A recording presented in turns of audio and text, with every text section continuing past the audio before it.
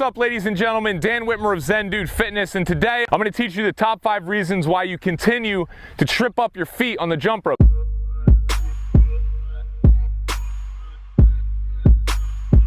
Now, I understand this can be a very frustrating thing when starting out, but please understand that even Brandon and myself had this issue when we first started jumping rope. And please, Zen dudes and dudettes, do not get discouraged, because I promise you, with practice and the more you continue to do the thing, the easier it will get. So ladies and gentlemen, without further ado, let's get into this video. Okay, ladies and gentlemen, to start off, one of the most important things is I see people holding the rope too high. Now, I'll get in a little bit to where you want to be holding the rope, but basically, guys, you want to have it jutting out to the sides of your hips, right where my waistband is in my sweatpants. That's where you want to keep it. If you notice, when I'm jumping, everything's fine until my hands start to come up a little bit more, and I see that tendency with a lot of people. They bring their hands up higher as they jump rope. This especially happens when people are trying to attempt double unders. If you notice here, even the slightest movement of my hands upwards is going to cause the rope not to be able to go underneath my feet, causing a lot of frustration.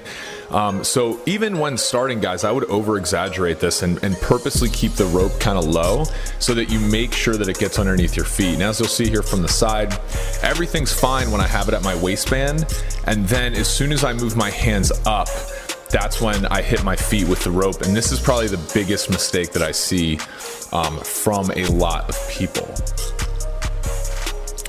Next up, guys, not keeping the rope tight, also very important. And what I mean by this is, if you'll notice here, this is where we talk about you want to use mostly your wrists. If you are using your entire arm, the rope is not going to be tight because it doesn't have your wrists making it tight by pulling on it.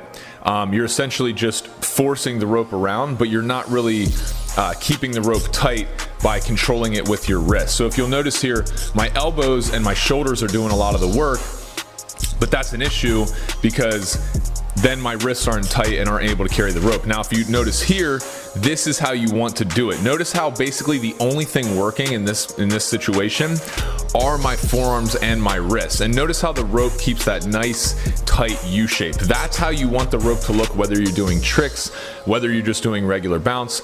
And this is important because when you're increasing your speed, that's what's gonna help you burn a lot of fat and hang on to that lean muscle mass. So notice again how my my hands are down around my waist, and my wrists and forearms are controlling everything. Not a whole lot of movement in my biceps and in my shoulders. This is super important, guys. And remember, don't get discouraged if you are doing some of these mistakes and you need to practice a little bit more. Brandon and I were once there as well, so don't get discouraged, guys. Another big one, you're probably not warmed up. Now, this is the Zen Dude warm up. It's 20 jumping jacks, 10 squats, 10 front lunges, 5 on each leg, and 10 push-ups. I want you to run through that 2 or 3 times.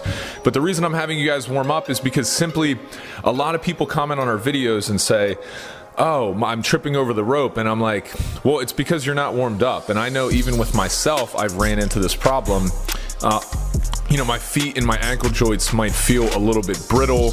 It might hurt to jump on them initially. And so this is why you want to make sure that you're warmed up, not only so that you don't trip over your rope, but so that you also prevent injury. So I cannot stress enough the importance of making sure that the body is warmed up before you begin jumping rope.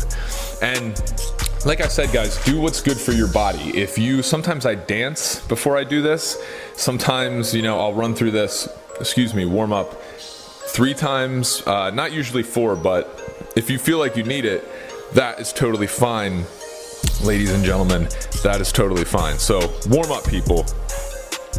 Next, focus on regular bounce. If you're doing tricks that you can't do yet, as you see here, obviously I'm messing up with this trick. And guys, I want you to focus more on, remember, if you're trying to jump rope to get the body, you want to make sure that you are jumping, that you have the correct regular bounce form down.